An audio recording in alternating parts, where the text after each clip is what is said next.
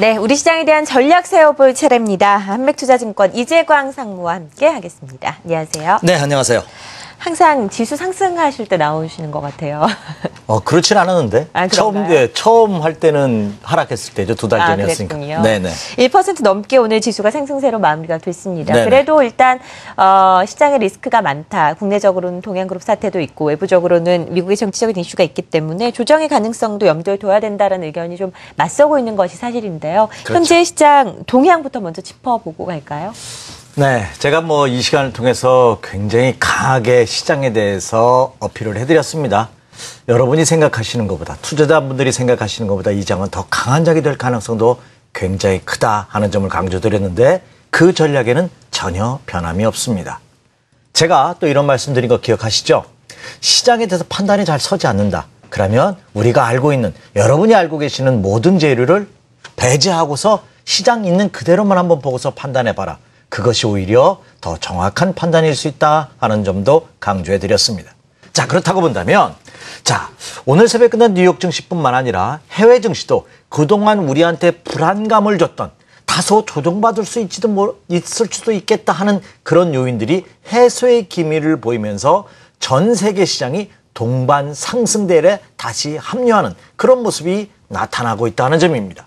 자, 그렇다면 제가 지금부터 체크해야 될 체크포인트 5가지와 그리고 해외 시장 동향 짤막하게, 간결하게 한번 짚어드리도록 하겠습니다. 먼저 지금부터 여러분께서 주셔야 될 체크포인트 5가지 중에 그 첫 번째입니다. 자, 오늘이죠. 오늘 잠시 후부터 이제 EU 재무장관 회의가 유럽에서 열립니다.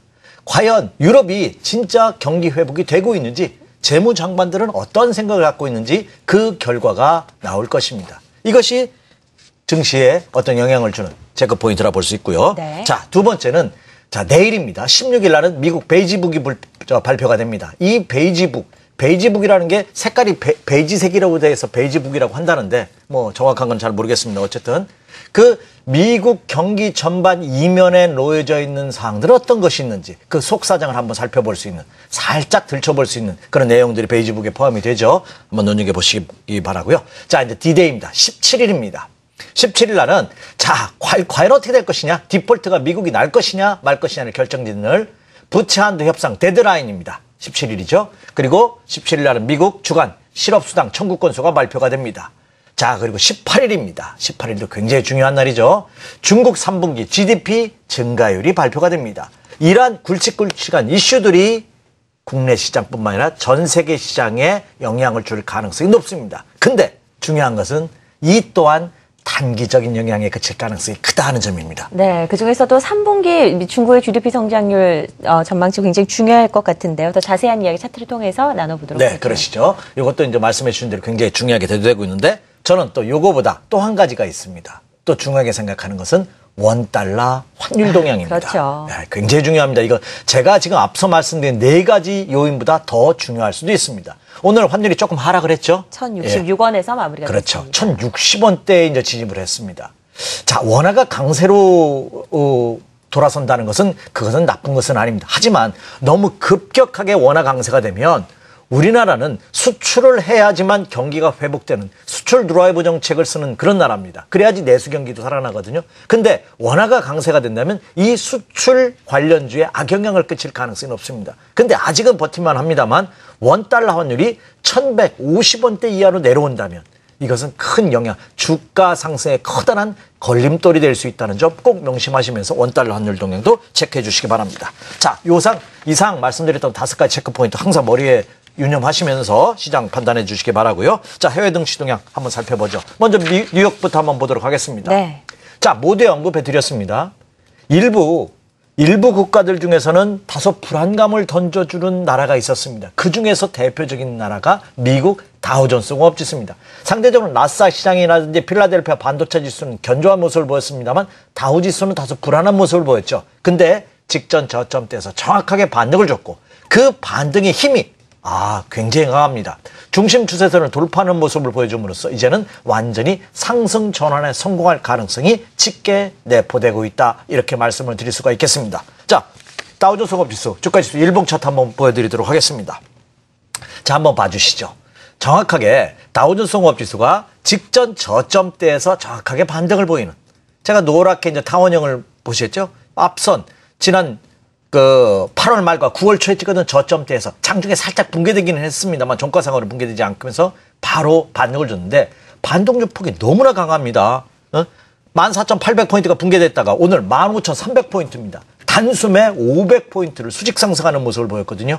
이렇게 가파른 상승력은 완전히 지난주에 찍었던 저점이 하나의 저점으로 완성될 가능성이 높다는 겁니다. 다시 말씀드려서 여기서 조정을 받는다 하더라도 직전 저점이 깨질 가능성이 없다는 얘기죠. 그렇다면 역시 여기서 조정을 설사 받는다 하더라도 이 조정은 매수의 조정이 될 가능성이 높다. 그래서 다우존스 공업지수 이제 완전히 상승 전환에 성공할 가능성이 굉장히 높게 내포되고 있다. 이렇게 말씀을 드립니다. 그럼 결론. 이번 주 있을 부채한도 협상이라든지 이런 굵직굵직한 정치적인 이슈가 여러분들이 기대하고 제가 기대하는 긍정적인 요인으로 나타나지 않고 부정적인 요인으로 나타났다. 만약에 미국 시장이 디폴트가 발생을 했다 하더라도 직전 저점이 붕괴될 가능성이 상당히 적다 이거죠. 그래서 순간적인 급락을 보인다면 그것은 매수의 찬스가 될 가능성이 높다. 이렇게 판단해 볼 수 있다는 점입니다. 이 점 명심하시기 바라고요. 또 하나는 영국 시장을 한번 보여드리도록 하겠습니다. 유럽 증시에서 독일 닥스 시장은 그래도 견고한 상승세를 이어가는 모습을 보였습니다. 하지만 유럽 증시에서 가장 약한 모습을 보였던 것이 영국 FTSE 지수거든요. 자, 이 영국 시장도 바닥 탈출에 성공하는 그런 모습이 감지되고 있다는 점입니다. 자, 준비한 주가지수 차트 한번 보도록 하겠습니다. 지금 여러분에게 화면에 띄워드린 것은 영국의 FTSE 지수, 주가지수 일봉의 차트의 모습입니다. 자, 그동안 다소 지루하게 움직였어요. 그런데 영국 시장도 최근 3일 동안 장대 양봉으로 급등을 실현함으로써 이제 완전한 그동안 지루했던 박스권이라든지 하락 기조에서 벗어나는 모습을 보여주고 있다는 점입니다. 이렇게 된다면 영국 증시도 지난주의 저점이 하나의 저점으로 완성될 가능성이 굉장히 큰, 이제는 매수 에너지가 확산되는 그런 모습이 펼쳐지고 있다는 점입니다. 그렇다고 본다면 뉴욕 증시에서 미국 증시에서 약했던 다우 시장, 그리고 유럽 증시 약했던 영국 시장마저 상승 전환에 합류할 가능성이 높아지고 있다는 점은 그렇죠, 호재로 작용하기에 충분한 모습이 아닌가 이렇게 생각이 됩니다. 자, 그다음에 중국 시장도 보도록 하겠습니다. 마저 중국 시장은 제가 이 시간을 통해서 너무나 많이 강조해 드렸던 시장, 화면에 지금 바로 나오고 있네요. 여전히 상승 기조가 꾸준히 유지되고 있는, 자, 직전 고점, 저는 9월 달에 고점 돌파 시도를 계속 하고 있죠. 자, 중국 상해종합, 지금 보여지는 것이 상해종합 지수인데요. 이 상해종합 지수가 2250에서 2300포인트 라인이 밀량대예요. 근데 지난 9월 중순에 한번 돌파 시도했고 이번에 돌파한다면 두 번째 돌파 시도이기 때문에 한층 더 부담이 적은 전형적인 상승세가 그대로 이어지고 있는 그런 모습을 보여주고 있다는 점입니다. 자, 그렇다면 결론입니다. 뉴욕, 영국, 중국 시장의 모습을 본다면 해외 증시는 국내 시장의 상승의 걸림돌로 작용하기보다는 오히려 순풍에 돛단 듯이 배가 순항하는데 뒤에서 아주 바람을 시원하게 불어주는 그런 모습으로 작용할 가능성이 없다. 그래서 해외 증시의 모습을 본다면 오히려 국내 증시의 긍정적인 모습으로 작용할 가능성이 높다. 이렇게 말씀을 드릴 수가 있겠습니다. 네. 지금 다우지수, FTSE지수, 그리고 상해종합지수 차트를 봤는데요. 4, 5, 6월부터 시작된 차트의 흐름인데, 다우지수나 FTSE지수가 이렇게 약간 급등락이 있었던 것 반면에 중국 상해종합지수는 저점을 높여가면서 계속해서 상승해오는 움직임이 나타나왔는데요. 네네. 이번 금요일에 발표되는 GDP 성장률에 어떤 영향을 받을지 좀 살펴봐야 될 것 같습니다. 네. 지금 이 시점에서 개인 투자자들이 세워야 할 전략이 중요합니다. 일단 시장을 긍정적으로 보고 계시기 때문에 매수 전략이라고 할 수 있겠죠. 어떻게 세우는 게 좋을까요? 네. 이 또한 또 제가 이 시간을 통해서 강조 많이 드렸습니다. 지금은 우리 개인 투자자분들께서 수익을 내기가 굉장히 쉬운 장이다 하는 말씀을 이미 드렸었죠. 왜냐하면 업종 대표주를 중심으로 해서 꾸준히 상승하는 종목이 나타나고 있다는 점입니다. 자, 이미 제가 이 시간을 통해서 언급해 드린 바와 같이 저는 이 장은 여기서 끝일 가능성보다는 추가 상승의 레벨업 과정이 더 이어질 가능성이 높지 않을까 이렇게 판단이 되고 있습니다. 오늘 장중에 신고가 행진을 펼쳤죠. 네. 지난 1월 3일 날 찍었던 2042포인트를 장중에 돌파했습니다. 종가는 돌파하지 못했는데요.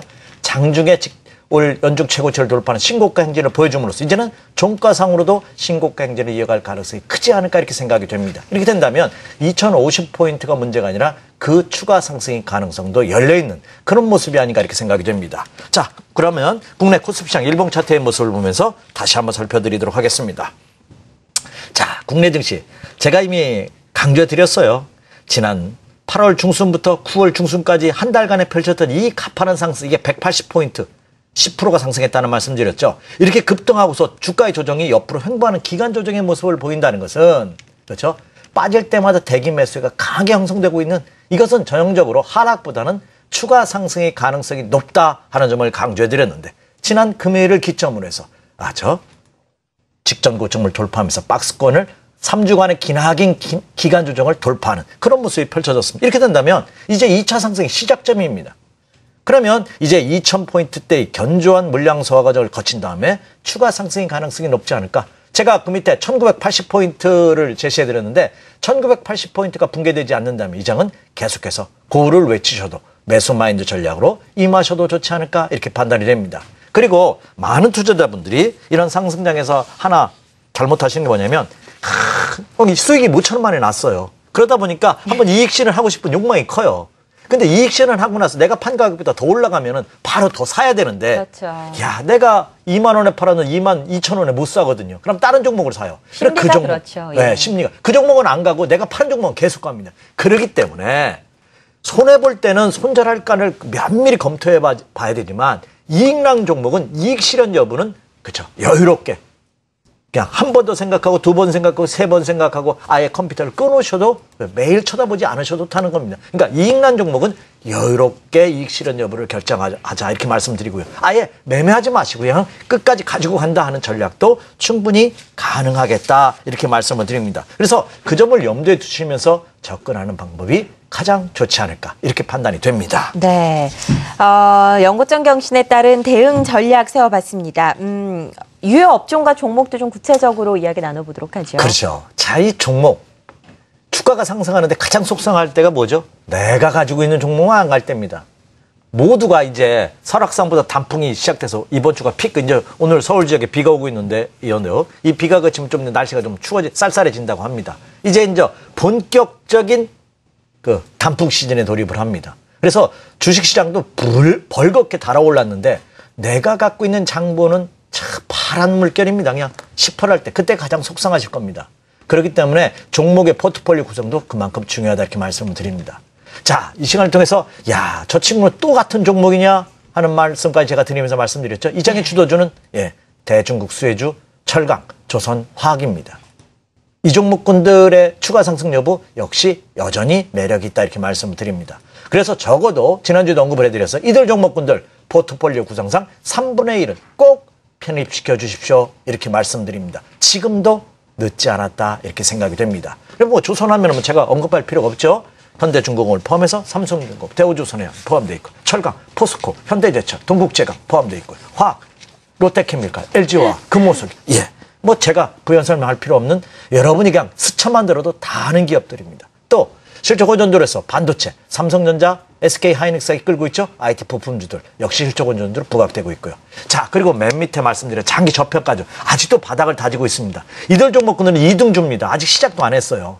근데 많은 투자자들이 잘 가는 종목 팔고서 그냥 나는 안전하게 장기 투자하겠다. 이쪽 종목만 편입하시면 안 됩니다. 그래서 3분의 1씩 이렇게 편입하시는 전략. 그래서 오히려 중장기적으로 저가하신다면 부담이 되지 않는 장기 저평가주로의 관심도 충분히 가능한 그런 시점이다. 이렇게 말씀을 드립니다. 그래서 다시 한번 강조해 드립니다만 추세가 이탈되기 전까지는 끝까지 먹겠다는 그죠?